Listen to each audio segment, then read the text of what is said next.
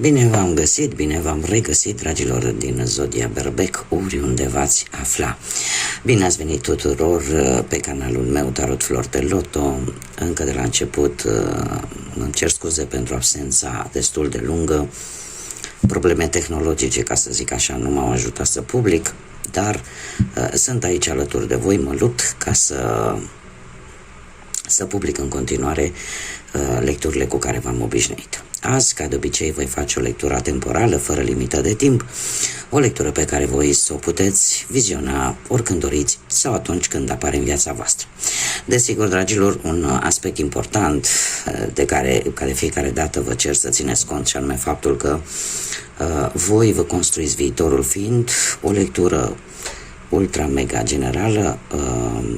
Luați decât ceea ce rezonează cu voi, iar restul lăsați-le să zboare în univers, pentru că sigur sunt pentru alte energii, pentru alte persoane care într-o mai mică sau mai mare măsură au o legătură cu Zodia Berbec. Așa că toți cei care aveți Soarele, Luna, Venus, Ascendentul sau oricare alt aspect astral important pentru voi din harta voastră natală și care are legătură cu această zodie a Berbecului, atunci această lectură este de asemenea și pentru voi. Și începem această lectură cu situația actuală, să vedem care este situația actuală pentru voi, dragilor din Berbec. Sau ce vă frământă pe voi. Dragilor, pentru unii dintre voi sunteți într-o stare de așteptare, de a începe ceva cu totul nou. Poate să fie pe oricare plan al vieții, atât profesional, material sau sentimental. Alții sunt într-o stare de a menține o relație un pic ascunsă, aș spune, un pic privată, sau un plan pe care nu îl spuneți tuturor, un plan pe care încercați să-l țineți cât mai ascuns, în așa fel încât să până nu-l vedeți pus pe picioare cumva, încercați să-l țineți cât mai ferit de ochii lumii. Haideți să vedem ce ne spune și tarotul. Ce vine pentru dragii mei din Berbec în următoarea perioadă, de când voi urmăriți această lectură. Ce vine pentru dragii mei din Berbec? Și începem pe plan profesional. Prima oară, așa cum v-am obișnuit. Pe plan profesional, dragilor, ați fost ceva timp în urmă, ori ați părăsit vreun job, ați lăsat în urmă ori un proiect, ori un plan relaționat cu munca. În prezent sunteți tentați să faceți lucruri, aș zice eu, un pic riscante. Dar se pare că următoarea perioadă pentru voi vine și cu un ajutor sau un beneficiu care îți poate aduce ori un nou job din partea unei persoane dintr-o zodie de pământ, Taur, Fecioară, Capricorn. Avem aici o ofertă foarte tentantă în ceea ce privește viața voastră profesională. Oricum ați fost foarte hotărâți în momentul în care ați lăsat ceva în urmă, ați renunțat la ceva ce ține de muncă, de, cum am mai spus, de viața voastră profesională, dar această ofertă implică și o anumită istețime de a obține ceva pozitiv. Probabil că unii dintre voi chiar în acest moment sunteți tentați să amestecați un pic așa munca cu plăcerea, nu prea este indicat. Cert este că următoarea perioadă, cum am mai spus, vine cu un beneficiu, vine cu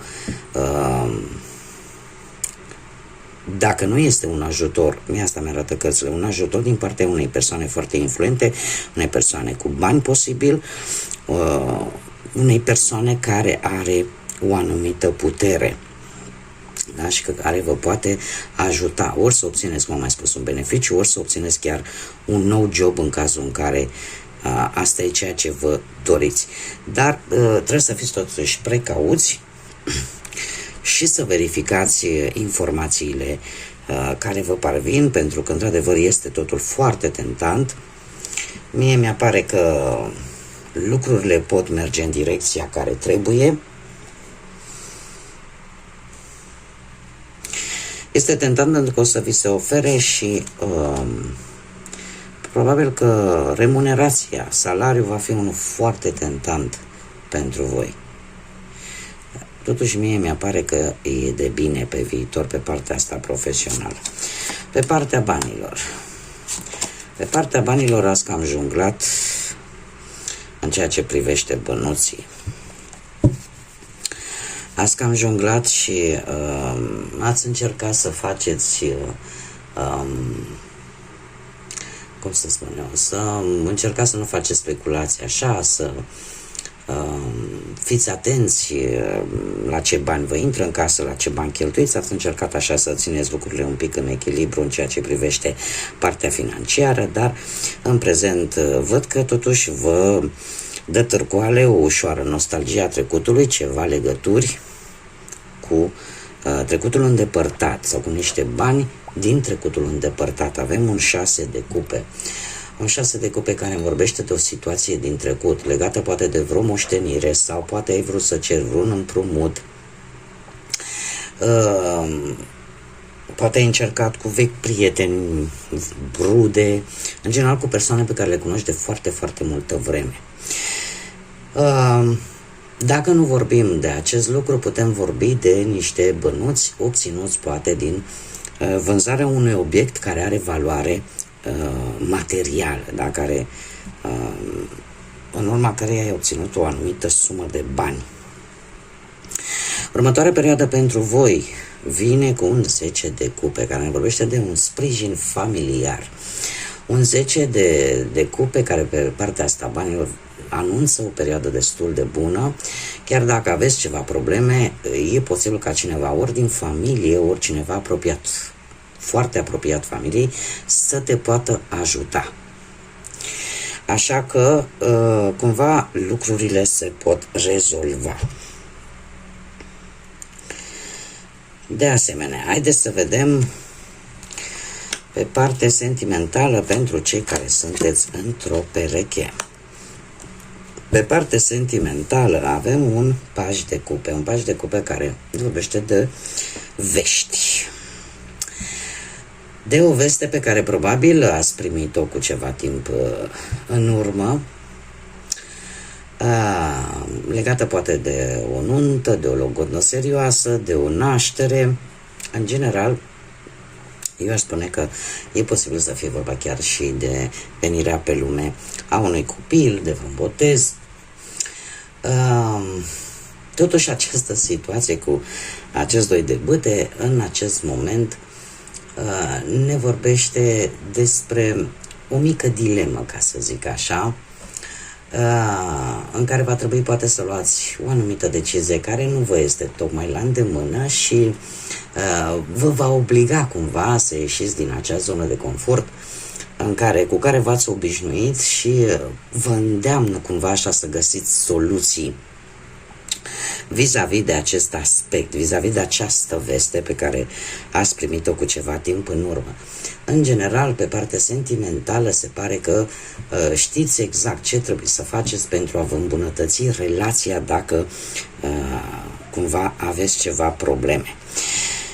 Perioada imediat următoare avem un rege de bâte, un rege de bâte care vă poate reprezenta foarte bine și pe voi. Aici avem și zodii de apă pentru cei care poate interesează Rac, Pești sau Scorpion, dar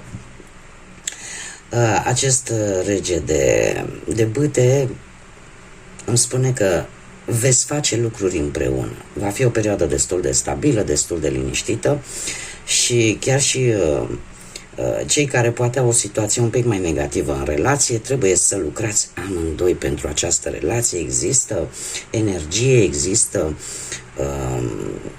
cum să spun eu, ambiție ca nimic să nu te poată opri, nu ți este frică de provocări, încerci să vezi relația pe termen lung către viitor și chiar dacă unii dintre voi poate ați traversat o perioadă grea, se pare că nu va fi de lungă durată și cam tot ce se întâmplă sau ce s-a întâmplat într-un trecut nu foarte îndepărtat, de fapt nu a făcut altceva decât să întărească cumva relația și mai mult. Haideți să vedem ce vine pentru dragii mei din Berbec sau cu legături importante în Berbec, cei care sunteți singurei poate în urma văduviei, din păcate, sau a unui divorț, sau unei separări, sau poate că nu ați reușit voi până acum să vă găsiți jumătatea. Voi, dragilor, se pare că ați dus o luptă destul de aprică. Avem un 7 de bâte, un 7 de bâte care îmi vorbește de o luptă pentru cineva care pe voi v-a interesat foarte tare. Și se pare că nu erați singuri interesați de respectiva persoană, dar voi ați avut șansa să fiți pe o poziție de putere, să ieșiți în evidență și în felul acesta, v-a luat un pic până nepregătite, este adevărat, dar în felul acesta ați reușit să învingeți. De ce spun acest lucru? Pentru că în acest moment, unii dintre voi, cei care vă veți regăsi, trăiți o frumoasă poveste. O poveste în care lucrurile sunt, cum să zic eu, reciproce. Avem un 2 de cupe frumos care reprezintă foarte multă pozitivitate, reprezintă foarte multă pasiune, atracție, echilibru și eu aș spune că foarte multe emoții și o legătură profund senzuală, da, o iubire foarte pasională pe care unii dintre voi chiar o trăiesc în acest moment. Următoarea perioadă pentru voi, dragilor, trebuie să vă spun că e posibil să vină și cu o reîntâlnire. O reîntâlnire cu vreun fost sau cu vreo fostă sau cineva care va reîncerca să vă cucerească. Apare o socializare, apar niște evenimente care vor da ocazia acestei reîntâlniri. Ce se va întâmpla depinde de voi. Dacă vreți să mențineți această conexiune proaspătă sau dacă acceptați această reîncercare ca cineva să vă recucerească. Pentru unii, pentru alții aș putea spune că apar ocazii de a socializa mai mult, de a ieși din acel cerc restrâns și a lăsa un pic grijile, preocupările să te împiedice să te bucuri de viață. Deci apare o socializare mult mai amplă, posibil chiar cu noua cucerire. Acum, haideți să vedem ce mesaj are acest oracol al înțelepciunii oceanului, pentru că tot este vară, am hotărât să folosesc acest oracol, să ne răcorim un pic, să vedem.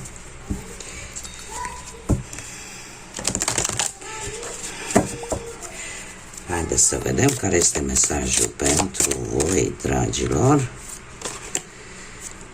Și avem tărâmul peștelui Koi. Este acel pește asiatic și ne spune așa, că este nevoie să lași un pic controlul și să te lași purtat de către curentul vieții, să ai încredere în tot ceea ce este încă nedescoperit și să iei lucrurile cumva așa cum vin ele, cu grație, cumva să ieși din această stare de agitație și de încordare pe care de multe ori o resimțim atunci când ne preocupăm pentru un anumit proiect, pentru anumite lucruri, pentru anumite situații. Nu este nevoie să deținem controlul total vis-a-vis de orice situație, da? Pentru că e obositor la un moment dat.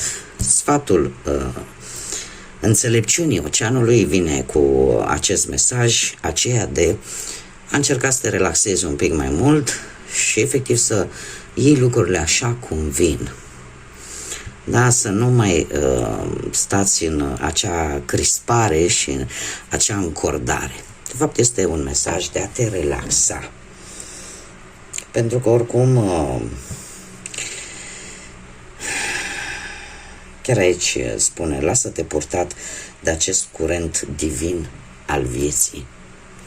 Pentru că de multe ori rămânem atât de încorsetați pe un anumit plan, pe un anumit proiect, pe o anumită relație, de a nu pierde, încât uităm să trăim și uităm că viața trebuie să fie cu câte puțin din toate. Bun, dragii mei, cam atât am avut pentru voi. Eu vă mulțumesc din suflet pentru răbdare, vă mulțumesc din suflet că existați, că sunteți aici alături de mine. Sper din tot sufletul să reușesc să achiziționez un calculator în condiții și să nu mai am probleme. L-am reparat pe cel vechi, sper să mă mai țină o perioadă. Oricum, încă o dată mulțumesc tare mult pentru toată contribuția voastră vis-a-vis de acest canal, toată încrederea pe care mi-o oferiți, iar până data viitoare când ne vom reîntâlni, eu vă doresc tot binele din lume ca de obicei, să aveți parte de liniște, de pace și de multă energie pozitivă. Până data viitoare când ne vom reîntâlni, numai bine și să fiți iubiți, dragilor!